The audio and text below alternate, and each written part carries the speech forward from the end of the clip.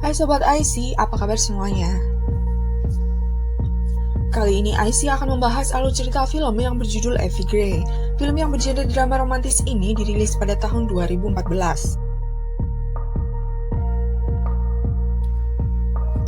Dibintangi oleh Dakota Fanning, Emma Thompson, dan banyak aktor dan aktris terkenal lainnya.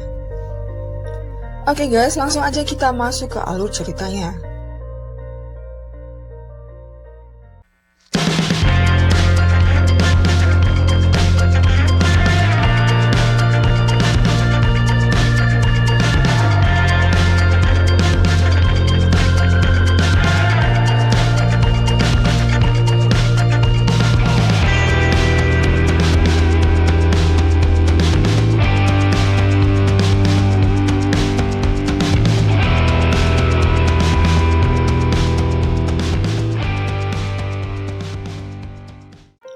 Film dibuka dengan scene seorang wanita muda yang bernama Effie Gray yang berasal dari Skotlandia. Dia tinggal di sebuah rumah tua yang sangat sunyi karena konon dahulu kala pernah tersiar kabar bahwa ada seorang kakek pemilik rumah tersebut meninggal dunia karena bunuh diri. Suatu hari, sang cucu yang bernama John Ruskin datang berkunjung ke rumah tua tersebut, dan di saat dia melihat kecantikan Effie, ia pun seketika jatuh hati. Dan semenjak pertemuan itu, John yang merupakan sejarawan terkemuka dan terkenal di kota London, ia pun semakin hari semakin giat bekerja. Hingga usia Effie pun beranjak semakin dewasa dan dia datang untuk meminang dan menikahi gadis pujaannya itu. Setelah mereka menikah, Effie dibawa oleh sang suami untuk ikut menetap dan tinggal di kota London tempat sang suami berada. Di sini besar harapan Effie akan kehidupan rumah tangganya yang akan rukun dan bahagia seperti di cerita dongeng dan di dalam buku cerita.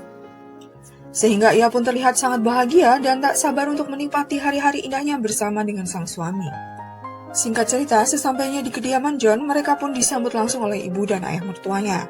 Di sini kita dapat melihat kehangatan dan kedekatan keluarga yang terlihat jelas saat kedua orang tua John menyambut kedatangan mereka. Setelah berbincang-bincang sejenak, Effie pun diperkenalkan dengan ditunjukkan fasilitas-fasilitas dan kemewahan-kemewahan yang ada di dalam rumah tersebut. Di lain sisi, saat Effie sedang berbincang-bincang dengan ayah mertuanya, John dan ibu mertuanya seketika meninggalkan mereka. Sang ayah yang melihat keterkejutan di wajah sang menantu dan ia pun lantas menjelaskan apa yang terjadi. Meski saat ini John sudah sangat dewasa, namun semua keperluannya sang ibulah yang selalu melayaninya. Tidak hanya kebutuhan makan dan minum serta pakaian, bahkan saat mandi pun sang ibu mertualah yang memandikannya. Di momen ini, Effie mulai merasa ada keanehan yang terlintas di pikirannya. Namun karena ia baru pertama kali masuk ke keluarga itu, ia pun mencoba untuk tidak memperdulikannya. Di lain scene, tepatnya saat acara makan malam bersama, di saat mereka sedang berbincang-bincang, di scene ini kita dapat melihat kedekatan dan kasih sayang yang sangat erat yang ditujukan oleh sang ibu sang ayah kepada anaknya. Namun saat Effie mulai ikut bergabung dalam perbincangan mereka, sang ibu mertua terlihat tidak begitu menanggapi dan memperhatikan ucapan sang menantu. Untungnya di sana masih ada John dan ayah mertuanya yang terus berusaha menenangkan hati Effie yang mulai terlihat tidak nyaman.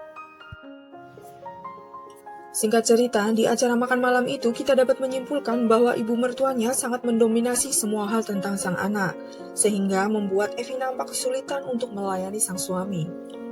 Namun lagi-lagi, ayah mertuanya terus berusaha mengingatkan kalau semua itu adalah wujud dari kasih sayang seorang ibu kepada sang anak. Sehingga saat Effie mendengar hal tersebut, Effie pun hanya bisa terdiam dan tak berdaya.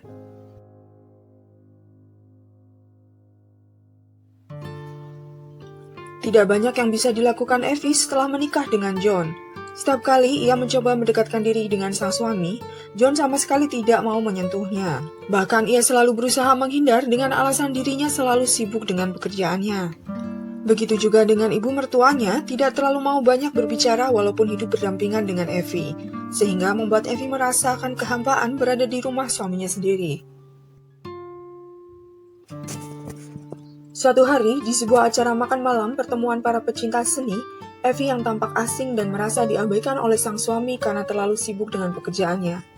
Secara kebetulan, Effie berkenalan dengan salah satu istri seniman yang juga hadir di sana, yaitu Nyonya Islek. Setelah mereka berkenalan dan berbincang-bincang, Effie pun mulai merasakan kalau kenalan barunya itu memiliki banyak kesamaan sifat dan karakter dengan dirinya. Sehingga setelah pertemuan itu usai, dia pun meminta kepada sang suami untuk mengundang Nyonya Eastlake untuk mengundangnya makan malam di kediaman mereka. Tentu saja dengan senang hati, sang suami pun menyetujuinya.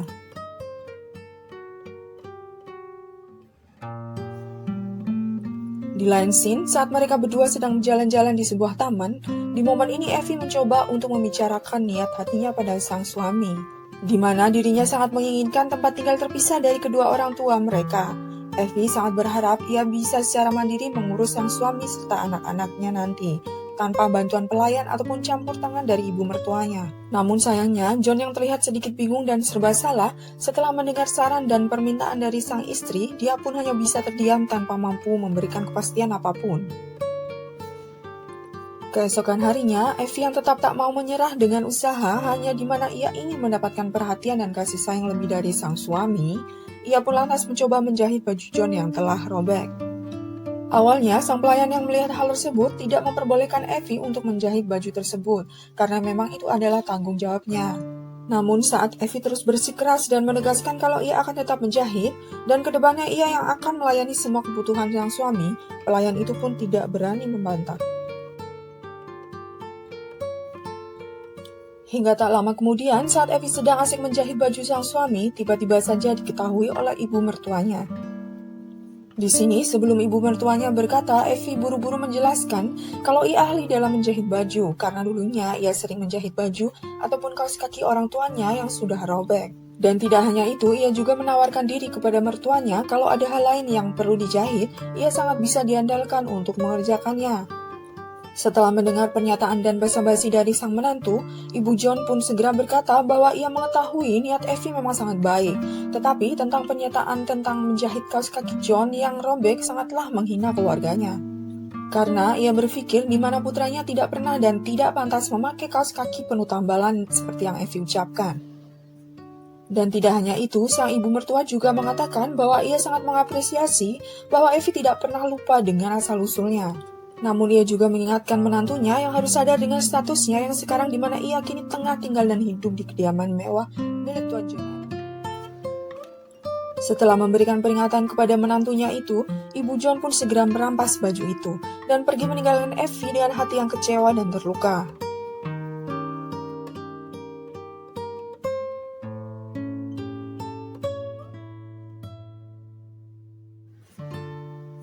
Singkat cerita, kehidupan Effie sangatlah tersiksa setiap harinya karena tinggal seatap dengan mertuanya.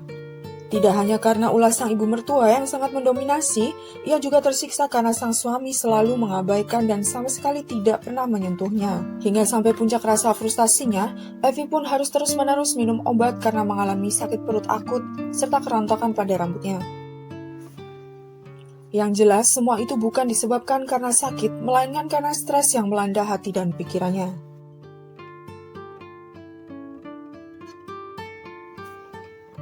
Suatu malam, Nyonya Eastlake bersama dengan sang suami datang berkunjung ke kediaman John untuk menghadiri undangan acara makan malam yang Effie adakan. Namun karena malam itu Effie yang masih merasa sakit pada perutnya, ia pun lantas tidak bisa bergabung di acara makan malam tersebut. Di lain sisi, Nyonya Eastlake yang tidak melihat kehadiran sang teman di hadapannya, ia pun mencoba untuk menanyakan keberadaan sang sahabat pada Nyonya Ruskin, ibu mertuanya Effie. Nyonya Ruskin yang merasa sangat malu karena ulah sang menantu yang belum beranjak dari kamar tidurnya, ia pun segera mendatangi dan memaksa Effie untuk segera berganti pakaian dan menemui tamu undangan mereka. Sehingga, mau tak mau dengan menahan rasa sakit di perutnya dan sakit di kepalanya, Effie bergegas menemui Nyonya Eastlake dengan sang suami. Singkat cerita, di sela-sela pembicaraan mereka, Nyonya Eastlake melihat bahwa kondisi kesehatan Effie sangatlah lemah. Ditambah raut wajahnya yang pucat pasi, ia pun segera meminta izin kepada John untuk mengantarkan kembali istrinya untuk kembali beristirahat di kamarnya. Di momen ini, Effie yang merasa kembali mendapatkan simpati dan perhatian dari orang lain, meskipun itu bukan dari suaminya, ia pun mengucapkan rasa terima kasih yang sangat mendalam kepada sahabat barunya tersebut. Effie yang sangat nyaman dengan hubungan pertemanan dengan Nyonya Eastlake, ia pun menceritakan keluh kesah semua masalah di kehidupan rumah tangganya. Sehingga Nyonya Eastlake yang sangat merasa kasihan bercampur dengan rasa simpati dengan keadaan sahabatnya itu. Ia pun meminta agar Evie lebih bersabar, karena jika Evie telah memiliki anak dari John, maka semuanya akan berubah. Sama seperti dirinya sewaktu masih muda dulu. Setelah mendengar nasihat dari Nyonya Eastlake, Evie pun kembali merasa percaya diri, dan beban hidupnya mulai sedikit berkurang. Di lain sisi, setelah kepulangan Nyonya Eastlake dan sang suami, ayah John terlihat marah besar atas sikap dan perilaku sang menantu yang membuatnya sangat malu di hadapan Tuan dan Nyonya Eastlake. Dirinya merasa usaha dan jerih payah yang selama ini ia bangun untuk reputasinya di hadapan Tuan Eastlake seketika runtuh sia-sia hanya karena seorang menantu. Setelah mengungkapkan seluruh kekesalan di hatinya, Tuan Ruskin pun pergi meninggalkan John, yang lagi-lagi hanya bisa terdiam dan tidak bisa berbuat apa-apa.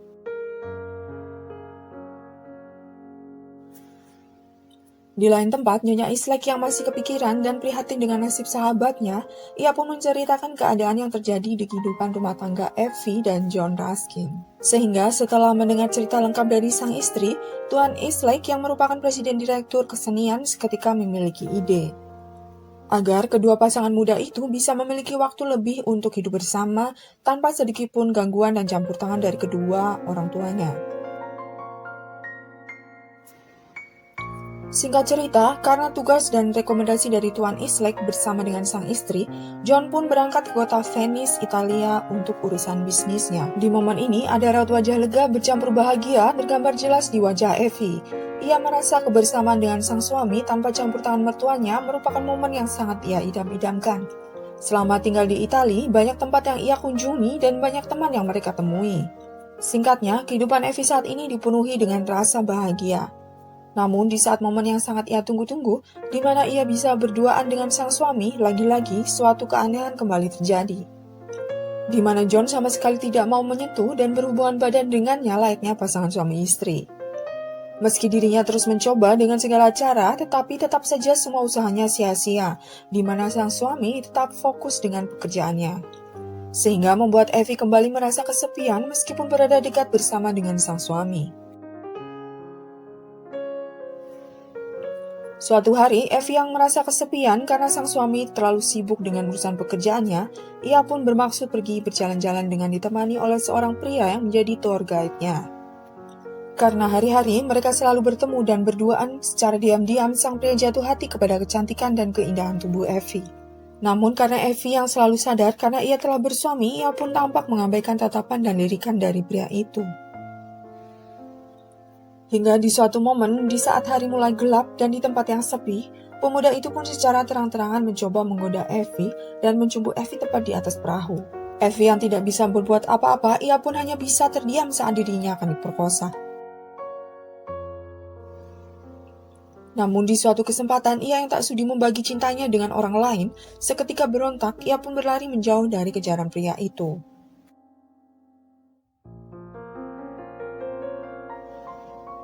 Singkat cerita, setelah kejadian di mana ia hendak diperkosa oleh tour guide-nya, orang kepercayaan sang suami sendiri yang membuat Evie begitu trauma, hingga Evie sampai jatuh sakit. Di lain sisi, John yang memang tak mau tahu dan tidak peduli dengan kondisi istrinya, dia pun lantas mendatangkan dokter untuk memeriksa dan memastikan kondisi kesehatan sang istri. Sehingga ia melakukan sedikit pemeriksaan dan dokter pun menjelaskan bahwa ia sama sekali tak menemukan keluhan apapun yang berkaitan dengan kesehatan Evie. Tapi berdasarkan pengalamannya saat melihat rambut pasien yang rontok, sang dokter pun berkesimpulan bahwa saat ini kondisi mental Evie telah menanggung banyak beban dan rasa depresi. Sehingga dokter itu pun menyarankan agar John membawanya refreshing ke tempat asal sang istri di Skotlandia. Mendengar hal itu, John yang khawatir dengan kesehatan sang istri, ia pun seketika mengikuti saran dari sang dokter, dengan membawa serta sang istri pergi berkunjung ke rumah orang tuanya di Skotlandia. Singkat cerita, kepergian mereka ke Skotlandia ternyata bukan semata-mata demi kepentingan sang istri. Tapi ada hal lain yang masih berkaitan dengan bisnis dan pekerjaannya. Hal itu kita ketahui karena John juga membawa serta seorang pria bernama Alfred Millais, yang merupakan seorang pelukis handal, yang mana tujuannya tersebut untuk melukis setiap potret kegiatan John dan sang istri selama tinggal di Skotlandia.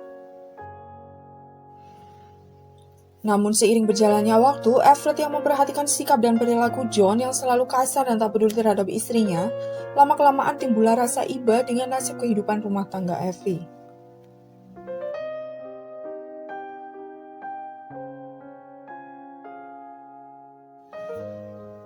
Di sisi lain, Effie yang terlihat selalu sendiri dan terabaikan oleh sang suami membuat Everett mencoba menghibur dan mengajak mengobrol serta berbagi beban di hati.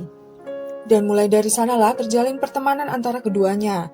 Rasa iba yang dirasakan Everett kepada Effie seketika berubah menjadi rasa suka, terlebih keduanya sering bersama.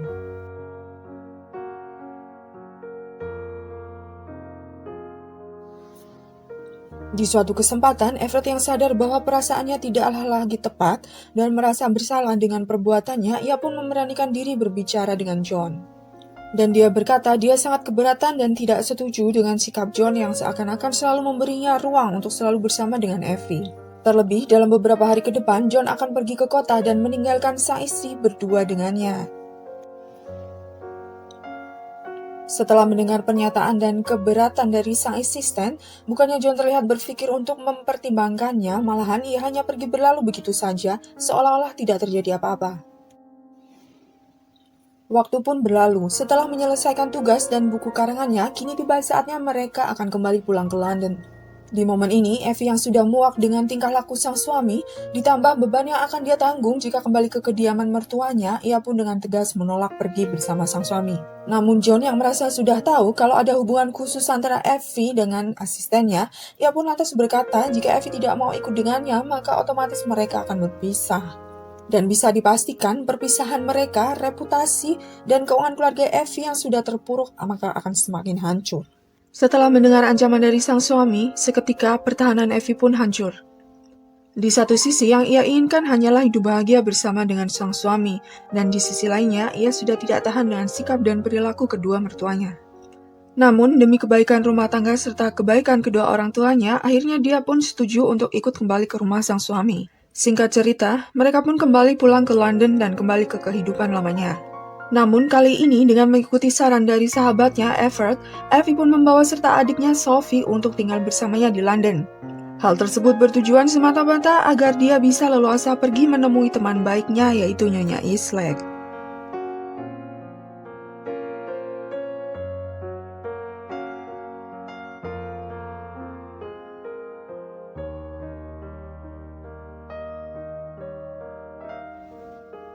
Di hadapan Nyonya Eastlake, Effie pun menceritakan perihal dirinya yang merasa tidak sepenuhnya menjadi seorang istri, karena sang suami yang tak pernah memberinya nafkah batin. Sang suami selalu menolak dan seperti jijik jika melihat tubuhnya, sehingga sampai sekarang ia masih belum tersentuh dan masih perawan. Nyonya Eastlake yang merasa bahwa pernikahan Effie jelaslah sangat tidak sehat, ia pun lantas menyarankan agar Effie membuat pembatalan pernikahan. Terlebih, Effie sudah tidak tahan dengan sikap sang suami yang semakin kasar. Setelah mendapatkan saran dari Nyonya Eastlake, secara diam-diam, Effie pun kemudian mendatangi dokter untuk mendapatkan surat lampiran, memastikan bahwa dirinya masih perawan. Dan tidak hanya itu, Effie pun juga mendatangi seorang pengacara untuk membantunya membuat surat pembatalan pernikahan.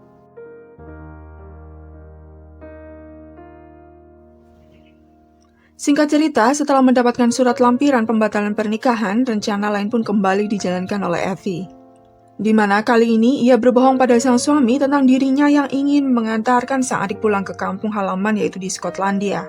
Bersama sang adik, Effie pun mulai mengemasi seluruh barang-barangnya dan ia pun berniat takkan pernah dan takkan sudi kembali ke kediaman sang suami untuk selama-lamanya.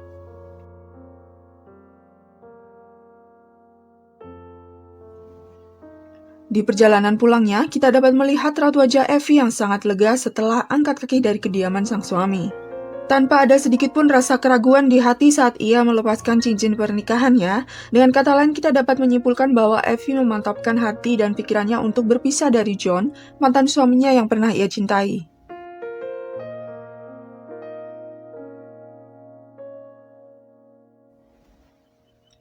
Di lain scene, beberapa saat setelah kepergian Effie, di saat John dan kedua orang tuanya sedang bersantai menikmati pemandangan lukisan, dan tiba-tiba saja pengacara Effie pun datang. Di sini, sang pengacara bermaksud menyampaikan surat dari pengadilan yang berisi tentang gugatan pembatalan pernikahan yang diajukan oleh istrinya yaitu Effie. Di momen ini, John bersama kedua orang tuanya sangat terkejut mendengar berita itu. John yang terlihat sedikit bingung dengan kabar itu, ia pun lantas menanyakan hal-hal dasar penggugatan perceraian tersebut. Awalnya, sang pengacara menolak memberitahukan alasan karena bersifat pribadi. Namun, karena John dan kedua orang tuanya terus mendesak, akhirnya sang pengacara pun berkata bahwa alasan dasar Evie menggugat cerai tidak lain karena John tak bisa menjalankan tugasnya sebagai suami, atau dalam arti kata lain, John adalah seorang pria yang impoten. Mendengar hal itu, jelas saja John dan kedua orang tuanya terlihat sangat marah, dan mereka pun seketika masuk ke dalam rumah dan menutup pintu.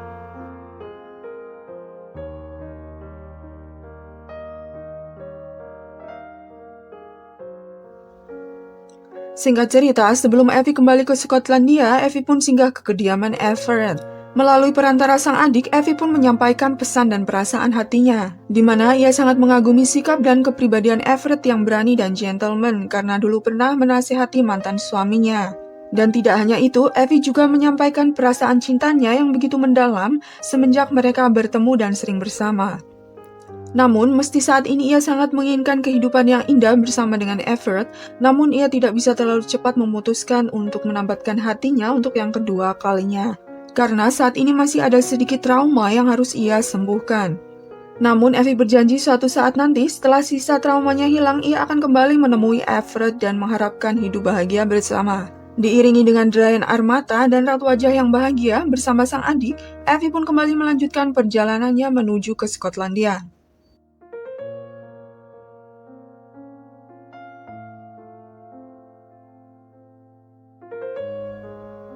Sebelum film berakhir, di sini kita dilihatkan scene kehidupan John pasca gugatan perceraiannya.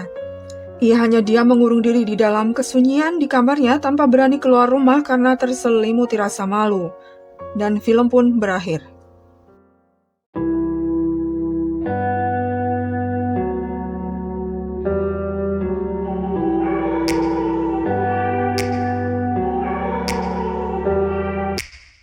Take me back to a place where I felt at home. Take me back to a day when we weren't alone. Take me back to an age when the world felt small. Way back before we blew it all. Take me back to a place where I felt at home. Take me back to a day when we weren't alone. Take me back to an age when the world felt small. Way back before we blew it all.